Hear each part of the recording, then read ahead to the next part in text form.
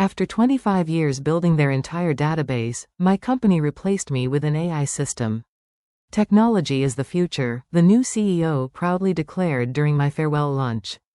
I nodded, expressed my thanks, and quietly walked away. 2 weeks later, the panicked calls began. At a farewell lunch organized by my company, the new CEO declared that artificial intelligence would propel Northrise apparel into the future. I offered a polite nod, expressed gratitude to my colleagues, and slipped out quietly. 2 weeks later, their frantic phone calls began. "Technology is our destiny," Gavin, the CEO, proclaimed, lifting his champagne glass during my send-off.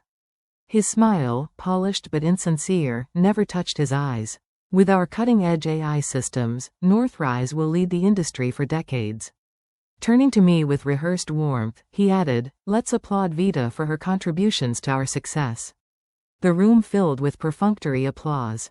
I smiled, thanked them, and gripped my small black notebook, the only personal item I carried after packing 25 years of my career into 3 cardboard boxes the previous day.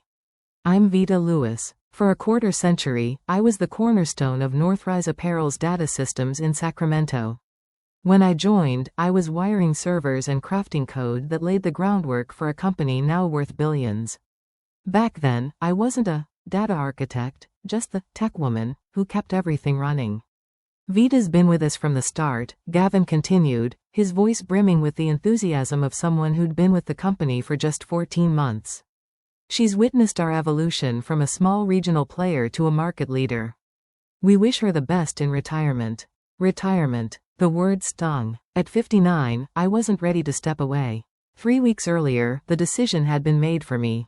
"The Nexus AI system will revolutionize our operations," Gavin had explained, reclining in his sleek office chair, referring to the $17 million AI platform they'd acquired. "Your role, unfortunately, is no longer needed." Around me at the lunch, colleagues avoided my gaze, fully aware this wasn't a celebration but a polite dismissal. For 25 years, I'd built the company's digital backbone, designing inventory systems, customer databases, and logistics software, only to be cast aside for not fitting the glossy, tech-driven vision of corporate progress. My notebook felt heavy in my hand.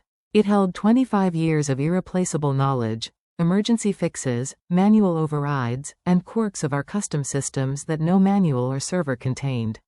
This information lived only in my mind and these pages. "To Vita," Gavin concluded, "and to Northrise's future." I raised my glass, masking my thoughts with a practiced smile. They had no idea how complicated their future was about to become. In 1998, I bought my Midtown Sacramento home when the company, then West Coast Threads, operated from a warehouse with 23 employees.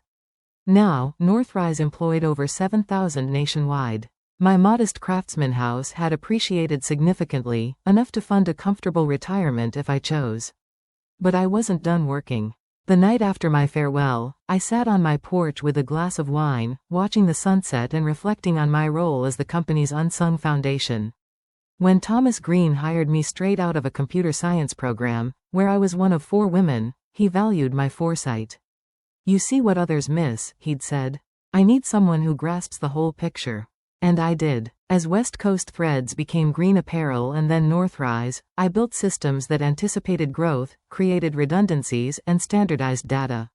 When we acquired competitors, I merged their systems seamlessly, preserving what worked and improving what didn't. Everything shifted when Thomas retired 3 years ago. The board hired Gavin Pard, a 38-year-old with an MBA and a string of tech startup credentials but no apparel industry experience. His first company-wide meeting set the tone: "We must disrupt ourselves before others do." Over the next year, consultants swarmed, tossing around terms like digital transformation and I first strategy. They grilled me about our systems, databases, and proprietary software, taking meticulous notes. I should have seen the writing on the wall, but loyalty blinded me. The doorbell interrupted my thoughts. Through the peephole, I saw Eleanor from HR with a gift basket. "Just checking on you," she said when I opened the door. "The transition team needs your authentication codes for the backup systems." The transition team was a trio of young techs dismantling my life's work. "It's all in the handover documents," I said coolly. The master list includes all protocols. Eleanor's smile wavered. There's confusion about the legacy warehouse automation interfaces. Of course there was. Those interfaces were custom-built, tailored over years to our unique needs. They'll figure it out, I replied, accepting the basket but not inviting her in. The Nexus system is the future, after all. Trouble surfaced a week after I left. Jerome, a former colleague, texted, "Systems crashing. New team can't fix inventory shipping mismatches." I didn't reply. The next day, Bethany from accounting called. "Vita, the quarterly reporting module's off. Sales numbers don't align." "The transition team's got it," I said. "Nexus is top tier, right? It's still using your database structure," she pressed. "No one understands it like you." I felt for Bethany, always kind, but stayed firm. "I've moved on, Bethany. My consulting calendar's full." That wasn't entirely untrue. After my severance cleared, Philip Donovan, co-founder of Donovan and Mills Logistics, Northrise's biggest West Coast rival, called. "Just a consultation," he said. "We've admired your work for years." Their office, on the 12th floor of a glass downtown tower, was modern and airy, unlike Northrise's industrial campus. Philip greeted me personally, a courtesy Gavin never extended. "Ms. Lewis, thank you for coming. We'd love your perspective on our data systems." The 3-hour meeting was refreshing. Their tech team listened, asked smart questions, and shared their struggles with multi-location inventory synchronization, a problem I'd solved for Northrise 15 years earlier. At the end, Philip offered a consulting role, 3 days a week, my own team, full autonomy, and double my old salary. "I'll consider it," I said, though I'd already decided. Back home, I ignored 3 missed calls from Northrise, Eleanor, and Gavin himself. That night, I transcribed my notebook's contents into a secure digital file, emergency workarounds, server quirks, and the intricate architecture of a system built over decades. The next morning, I accepted Philip's offer. That afternoon, Jerome texted, "Total system meltdown. Nothing connects. CEO's panicking." I closed my phone and packed for my first day at Donovan and Mills. 3 weeks into my new role, the crisis at Northrise erupted. I had a corner office with a river view and a team of 5 developers who valued my input. We were revamping their inventory system, and I felt more appreciated than I had in years at Northrise. Jerome texted, "They're calling it Black Thursday. Systems down, orders lost, inventory frozen, customer portal dead. Gavin's blaming everyone." I didn't reply but checked the Sacramento Business Journal. A headline read, "Northrise Apparel hit by major outage, stock falls 8%.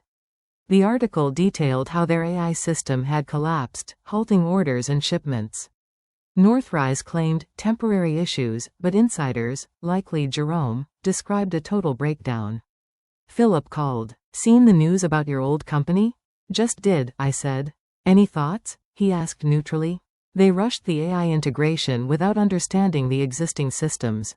This was bound to happen." He paused. "Thomas Green, still on their board, called. He thinks we've hired someone who could fix their mess."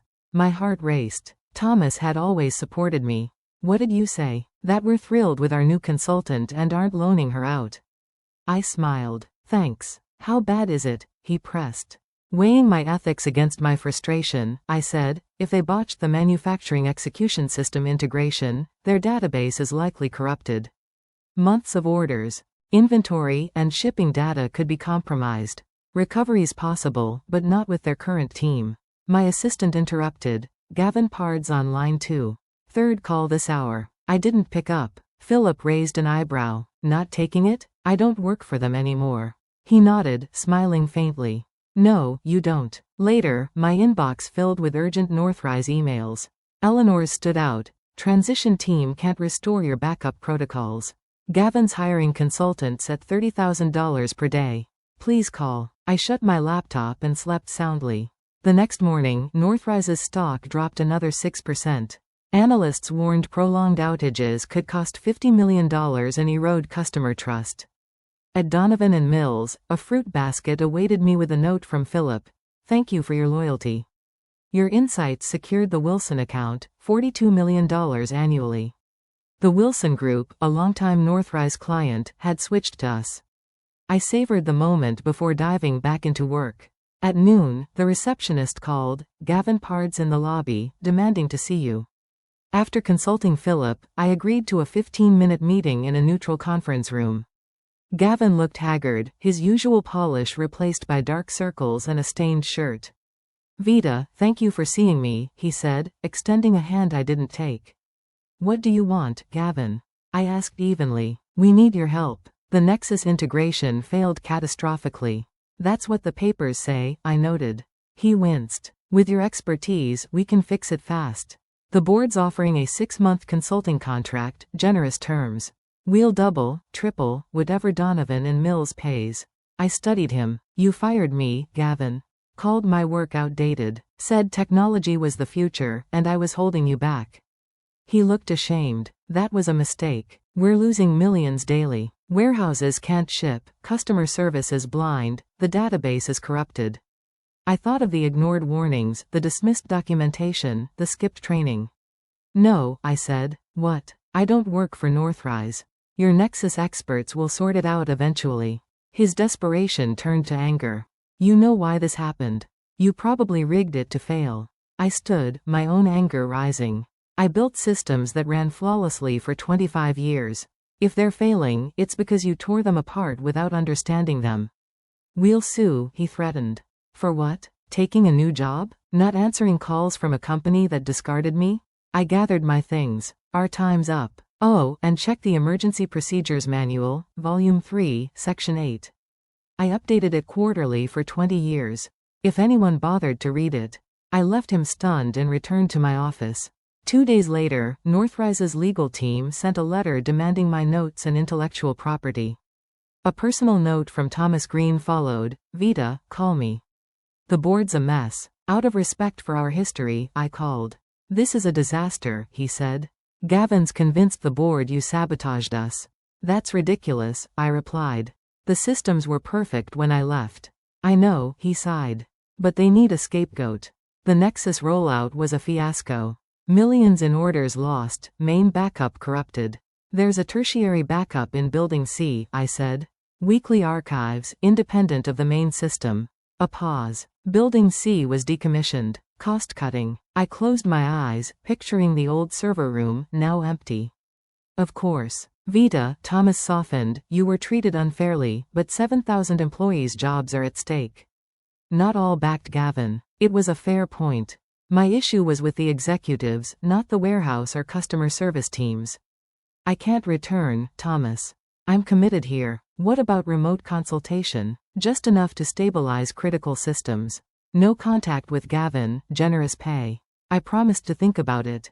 That evening, I discussed it with Philip, who surprised me. "Help them, on your terms. If you stabilize their systems and secure benefits for us, we all win." The next day, I gave Thomas my conditions: remote work only, through the tech team. A hefty upfront fee, and a partnership agreement making Donovan and Mills Northrise's preferred West Coast distributor. "That's working with a competitor," Thomas said. "It's reality," I countered. "Your network's in chaos. We can handle overflow fairly while I fix your systems." After an 8-hour board session, they agreed, despite Gavin's fury. The next week was grueling. Via video calls, I guided Northrise's tech team to recover data and restore essential functions, not everything, just enough to stop the bleeding. Philip was thrilled with the partnership, which opened doors to new clients. Northrise's stock stabilized, and the media frenzy subsided. I avoided Gavin, working only with the tech team and Thomas. Jerome reported Gavin's job was on thin ice, with board members questioning his leadership. It wasn't revenge, it was validation. 6 weeks after my Vita protocols saved Northrise's systems, Thomas emailed, "Gavin's out." Board voted 10-2 to replace him. Nexus failure cost $142 million. "Thought you'd want to know." I leaned back, absorbing the news. I hadn't sought Gavin's downfall, but his hubris had nearly tanked the company. Later, Philip stopped by. "Heard Northrise needs a CEO. Thomas Green might be a good interim pick. He knows the business," I agreed. "Unlike Gavin." "Speaking of business," Philip said, "the Wilson account wants to make our overflow deal permanent, $12 million annually, straight from Northrise." I nodded. Business is business. The executive committee's meeting tomorrow, he added. I want you to present your vision for our data systems. You've transformed us in 2 months. My vision. I looked out at the Sacramento skyline, Northrise's logo faintly visible. Their world had shifted, and so had mine. I was building something new, on my terms, with people who valued me. 3 months later, I attended the ribbon cutting for Donovan and Mill's new technology center, named the Vita Lewis Technology Center after my system overhaul boosted efficiency by 38%. We didn't just hire a consultant, Philip said in his speech. We found a visionary who knows technology should empower people, not replace them. As we posed for photos, I reflected on how my new beginning had outshone any planned revenge. At the reception, Diane Torres from the governor's office approached. Ms. Lewis, I've heard great things about your work. We talked for 30 minutes about data systems and their regional impact. She handed me her card. We're forming a tech infrastructure task force for state agencies. We need your expertise and perspective. Interested? 6 months earlier, I'd been called obsolete. Now, I was being asked to shape state tech policy. I'd be honored, I said. As the event ended, Jerome texted, new CEO announced, Thomas Green. I smiled, pocketing my phone. That chapter was closed. My focus was on the future. Surrounded by people who valued me, in a center bearing my name, I realized the best revenge wasn't destruction, it was creation.